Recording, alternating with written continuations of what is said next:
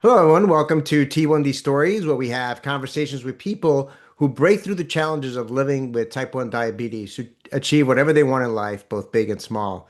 My name is Adrian Gonzalez, and I'm part of the Greater New England chapter of Breakthrough T1D.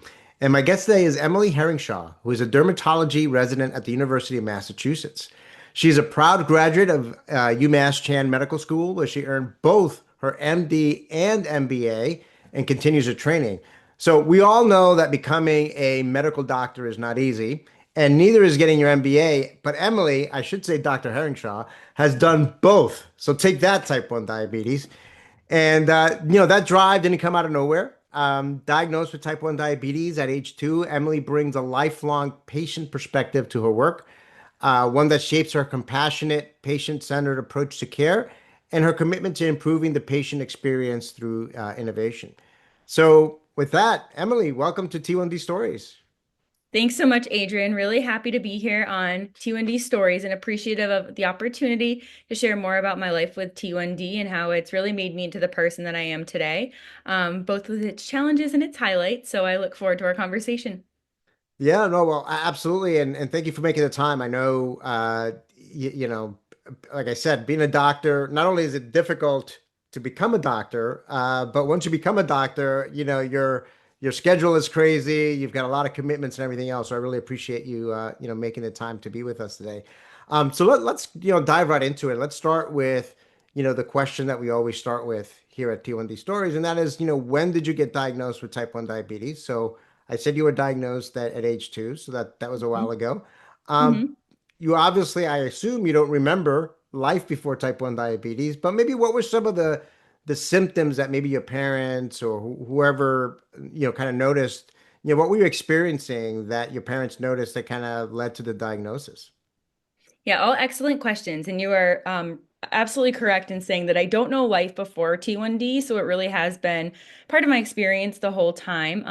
I can share that my parents have many stories remembering kind of those early days of the unknown where I was losing weight. I wasn't my sparky self playing with friends out in the front yard. And believe it or not, I actually flagged down a waitress for water at a restaurant by standing up on the booth. So when a 2 year old is looking for extra sips like that, something is up. And my parents had a very good intuition with that. So brought me to my pediatrician, at which point I was pretty quickly diagnosed with type 1 diabetes at the age of 2, being the only person in my family, and still am the only person right now, at least in my family, with type 1. So no family history. Wow. So were you already pretty far, were your numbers pretty high when you got diagnosed, or did they catch this pretty early on? Yeah, I think the numbers were somewhere between the six and the 800s. I'd be interested to look at that chart review, but I don't know the precise value, but I think I was pretty far up there. I Now, was do in you the have, ICU, so. okay, so you went to the hospital and Hmm. you went through Hmm. the whole process, which unfortunately is, the experience that many folks that are diagnosed, have to go through, especially kids at that age. So do you have other siblings, or is it just you? Yes, I have a younger brother who is very happy, healthy, and does not have type 1. And I say younger, and he's about 28, but it still counts. So he also went through it with me. He would help me. He would prepare my meter, my glucose meter for testing. I think he could do that by like age 4, which is impressive. And I think it was kind of all hands on deck from the start with regards to how my family managed things and navigated things and learned how to grow with me as we encounter different aspects of this disease through different periods in our life. I mean, being diagnosed at age 2, I know that back then we had the glucose meters. It took about 60 seconds to read. And now I have my lovely cell phone and Apple Watch that can tell me my number in the middle of derm surgery during the day. So we've come a long way, and it's been really interesting to see that technology evolve and also how my own personal relationship with diabetes has evolved over the years. Yeah, that's great. We're going to get into, some of that, but you're right. I mean, I think, this is something that not only impacts obviously the person that gets diagnosed with type 1 diabetes, but the broader family as well. I mean, my oldest daughter is the one that has type 1 diabetes, but she's got three siblings, and they've all been part of this journey in one way or another, and obviously us as parents as well. Um, so you've lived with type 1 diabetes since early childhood, right? Through your toddler years, adolescence, college, Mhm. into adulthood, medical school. I mean, Mhm. how has your relationship with T1D evolved over time, and how would you kind of describe it today? Absolutely. So I would say it's certainly ebbed and flowed over time. I think, earlier when I was in preschool and elementary school, I was learning how to manage blood sugars as much as a 6-year-old brain can conceptualize. But, that meant like counting carbs and entering them in my pump when I eventually got one at age 8. And I even did a presentation to my class. I remember like a PowerPoint presentation, if we want to throw it back to those days. And then, as I entered middle school and high school, commonly with many other individuals who are just navigating life's challenges and figuring out identity, I definitely shied away from, and I would actually say completely eliminated, actually speaking about diabetes. And I think a lot of that was trying to figure out what my diagnosis meant to me at a later age, because as you had kind of alluded to earlier in the podcast, I was physically diagnosed with diabetes at age 2, but I didn't get to go through the psychological experience of learning, what my life would look like with this condition because it was so normalized for me as early as I was. So I think, during high school and earlier parts of college, I would say like the emotions even included shame and embarrassment and frustration and kind of knowing that it was hard to be on the receiving end of other people's kind of opinions on what my life might be or their expectations of what my life might be with diabetes. And I found that, my some of my challenges were not having it like received in a venue where I felt like I was really heard. So that did change for me when I decided to actually join up with um the JDRF at the time. It was the Young Leadership, and I know that we're breakthrough now. But it was the Young Leadership Committee. I was invited by one of my friends who I was in honors chemistry with at Boston College, and I was like, you know what? I can go to a social. I've done that before. It'll just be a social with diabetes where that and that's the attitude that everybody took. So that was really the first step was like having the courage to do that. Um, and once I was there, I started to think a little bit more about my relationship with diabetes. And by no means was I, very vocal about it at the time with friends outside of that group, but it did eventually cause me to take pause and think about how I wanted to channel my biochemistry degree from Boston College. And I decided to pivot and I entered the medical field as a medical assistant. I was hired at a dermatology practice, and that was really the catalyst when I started to become comfortable with my diabetes, in part because I realized how much I could help other people with it. So it was no longer a hard experience that I was living, but it was one that I could give through. And I think that recognizing that and kind of embracing the traits that it gave me, the grit, the resilience, the like problem solving, those are all incredible attributes that to this day carry me through my hardest days at work and the new problems I'm trying to solve. So I started to kind of like warm up to the idea of embracing it, and then it's only been an upward trajectory since.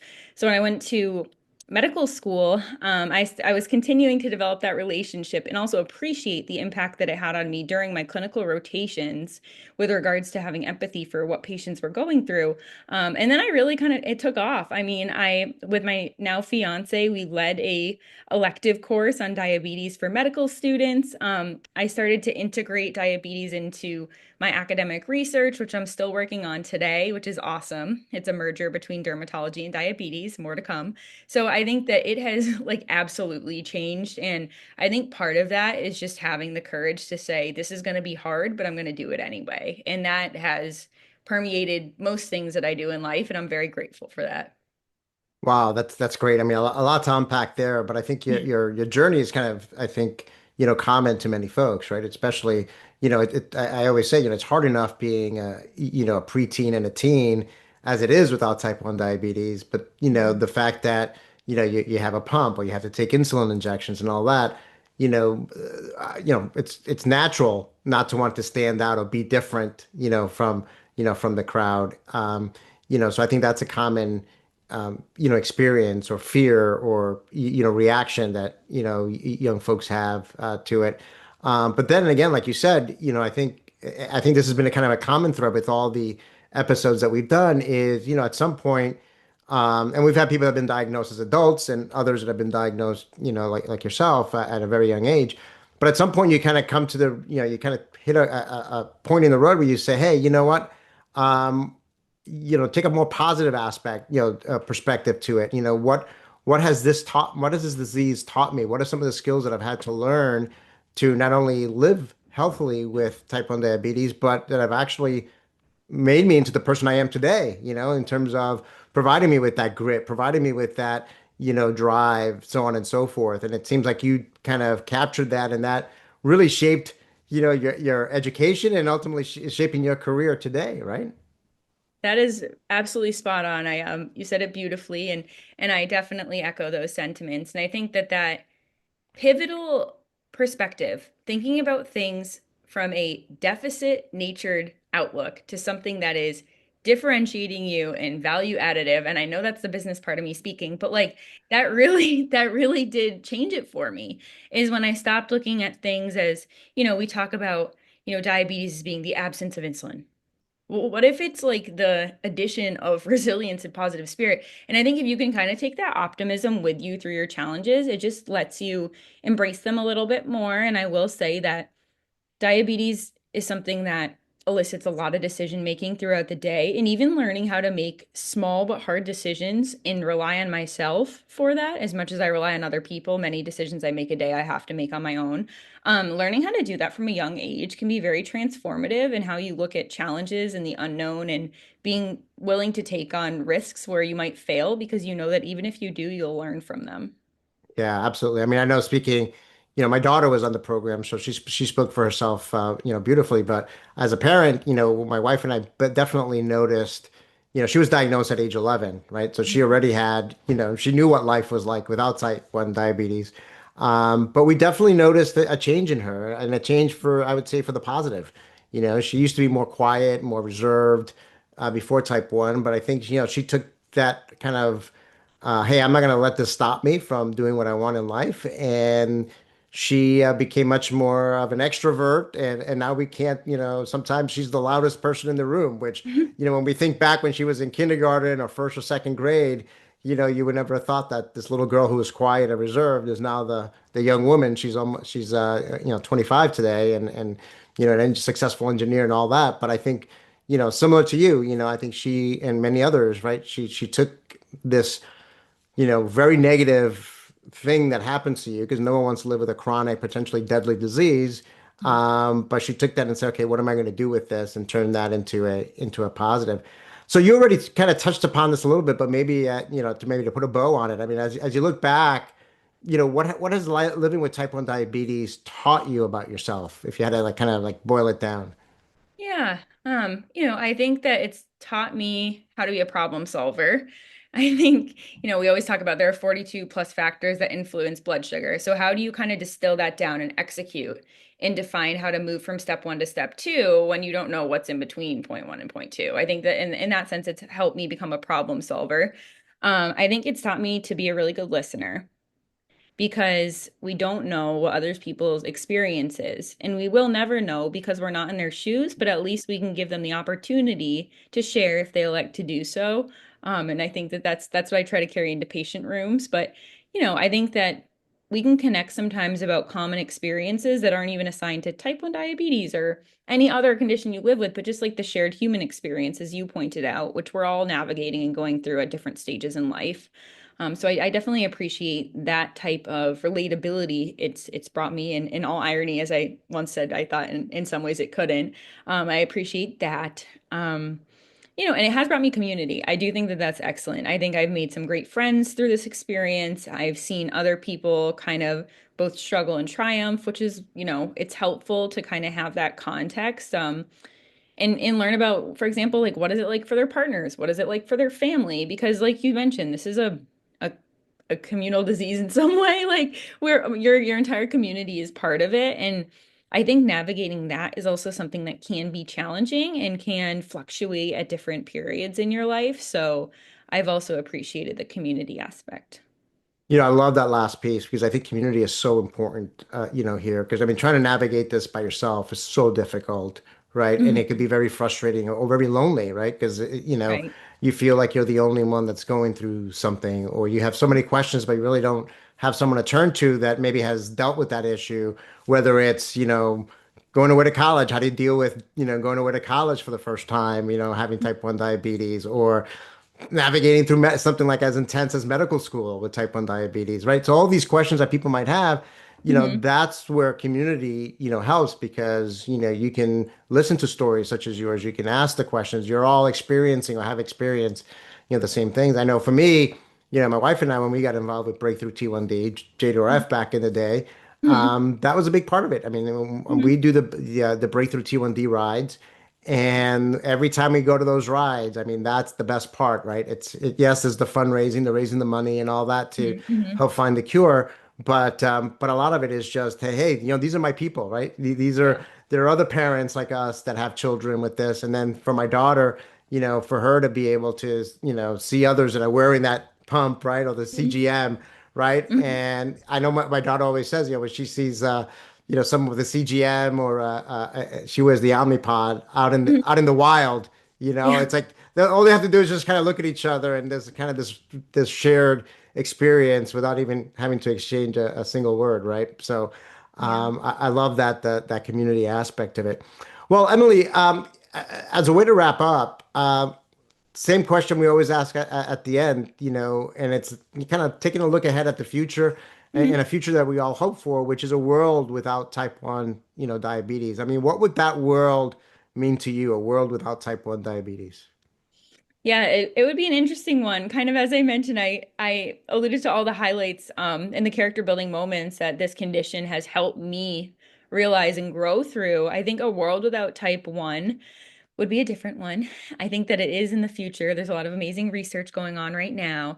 And I think that it's one that would, allow people to kind of thrive in their own way. I think that as much as I do appreciate everything that I have helped build with my community through the experience of living with diabetes, it's a lot of work. And sometimes you forget that because it's your normal and, you go away with friends for a weekend or you go on vacation. And then it's kind of like a reminder sometimes of, oh, it is like a lot of extra work to like count my carbs and plan my meals and do all of this. So I do think in some sense it has created structures through which I have to operate. I think that it would allow for freedom. And I think it would allow me to kind of channel some of the current attention and focus that I dedicate to this disease to other aspects of my life, like running or research or, spending time with my family or my dog or things like that. So I think that that type of freedom at this point, given everything that I've benefited from with having this and many other people who have as well, I think that's kind of like what my future would look like. And I think it would be amazing. I think that's the word, amazing. That's something I hear a lot from folks that have answered this question, as well as, freedom, right? I mean, even like you said, you're going away for the weekend. Did you pack enough insulin? Did you pack enough, extra pods or extra, a backup device or syringes in case your pump fails? And so you always have to be thinking about these things where, without it, like myself and others that don't have it, we could just walk out the door and not, have to think about it, right? So, Yeah. but that is a day that, having been involved now, since how many years has it been now? It's been almost 15 years. I've seen tremendous progress Hmm. in this world with what's happening with stem cells, what's happening, on so many different fronts on the research side that certainly there's a lot of reasons to be, optimistic Hmm. that better days are certainly ahead of us. Emily, I don't want to take more of your time. You've been very gracious with your time. I know you're busy, but thank you so much for being with us. For taking the time to be with us today, for sharing your story. Your patients and the UMass medical community are incredibly fortunate to have you because you bring, all the right ingredients to the field, right? Commitment, compassion, and innovation. And those are the same ingredients that matter when it comes to living well with type 1 diabetes. So, again, thank you for sharing your story with us. Well, thank you so much for the opportunity, Adrian, and for doing this and for, showing ki especially kids, it's soft spot in my heart, that you can live like a really fruitful life with T1D. Great. So, for those of you that are watching, if you enjoy this episode, share it with your family and friends. And if you're living the breakthrough with type 1 diabetes and want to share your story, feel free to contact me and maybe you can be the next guest on T1D Stories. So, thank you for watching and see you in the next episode. Have a great day.